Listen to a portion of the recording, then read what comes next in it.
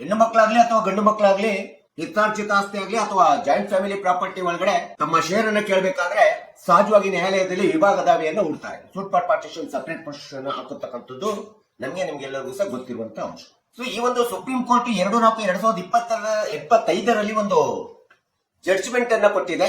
ಯಾವುದೇ ಕುಟುಂಬದ ಆಸ್ತಿಯನ್ನ ಪಿತ್ರಾರ್ಜಿತ ಆಸ್ತಿ ಆಗ್ಲಿ ಅಥವಾ ಜಾಯಿಂಟ್ ಫ್ಯಾಮಿಲಿ ಪ್ರಾಪರ್ಟಿ ಆಗ್ಲಿ ಒಂದು ವೇಳೆ ನಮ್ಮ ಪೂರ್ವಜರು ತಂದೆ ತಾಯಿಗಳು ಯಾರಾದರೂ ಸೇಲ್ ಡೇಟ್ ಮೂಲಕ ಮಾರಾಟ ಮಾಡಿದ್ರೆ ಆ ರೀತಿ ಮಾರಾಟ ಮಾಡಿದಂತ ಆಸ್ತಿ ಏನಿದೆಯಲ್ಲ ಅಂತ ಒಂದು ಆಸ್ತಿಯನ್ನು ಪುನಃ ರೀಕ್ಲೈಮ್ ಮಾಡಬೇಕಾದ್ರೆ ಯಾರೇ ಕುಟುಂಬದ ಸದಸ್ಯರು ಅದು 12 ವರ್ಷದ ಕಾಲಮಿತಿ ಒಳಗಡೆ ಮಾಡಬೇಕಾಗುತ್ತೆ.